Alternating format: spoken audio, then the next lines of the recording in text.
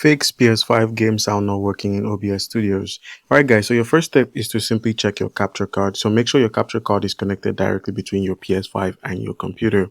So the setup is the PS5 into your HDMI in, which is the capture card, and then the capture card is then going to move to your HDMI out of the television or your monitor. So if you're using a TV or a monitor, your capture card HDMI port is going here. Now, the USB should then be connected to your PC and everything should work.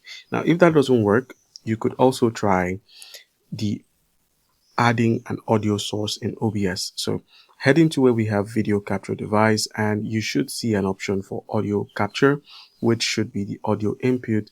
And that way you're going to be able to get your video and audio captured while maintaining your consistency on OBS Studios. So just open OBS Studios, click on the plus icon in sources and add a video capture device, then select your capture card.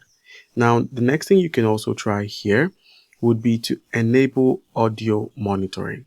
So go into advanced audio properties and turn on audio monitoring so you can hear the sound when it comes in. So you just see it here, mic, volume, and then monitor and output. So it should be turned on. All right, you could also check your PS5 audio output.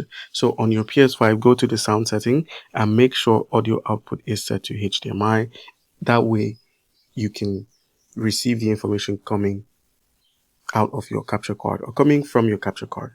Now you could and should disable the HDCP. Just go into your PS5 system, click on HDMI, and then head into turn off HDCP. This can block audio and video capture.